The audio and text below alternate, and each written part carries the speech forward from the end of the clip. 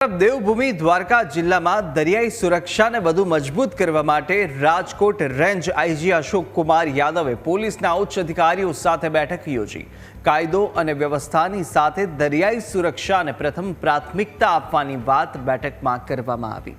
સમુદ્ર મારફતે થતી ગેરકાયદેસર પ્રવૃત્તિ અને ઘૂસણખોરીને ડામવા માટે હાઈટેક મોનિટરિંગ કરવામાં આવશે। તો સાથે દરિયાઈ વિસ્તારમાં હવે ડ્રોનની મદદથી સતત પેટ્રોલિંગ કરવામાં આવશે અને સાથે બોટ અને દરિયાઈ મોટા વાહનો પર જીપીએસ જેવા આધુનિક ઉપકરણ લગાવવા પર ભાર મૂકવામાં આવ્યો।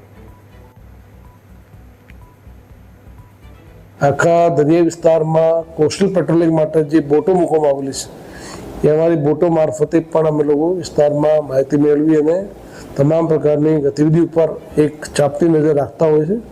ભવિષ્યમાં પણ અમારો એ વિસ્તારમાં વધારે ફોકસ રહેવાનો છે, જેથી કોઈપણ પ્રકારના લોકોને એ દિશામાં અવકાશ નહીં મળે અને આપણો દરિયાઈ ખૂબ જ સુરક્ષિત અને સચોટ વ્યવસ્થિત રીતે અહીંયા તમામ પ્રકારના ઉદ્યોગો ધંધો તમામ ફલે ફૂલે એ પ્રકારની પોલીસ દ્વારા વ્યવસ્થા કરવામાં આવેલી છે।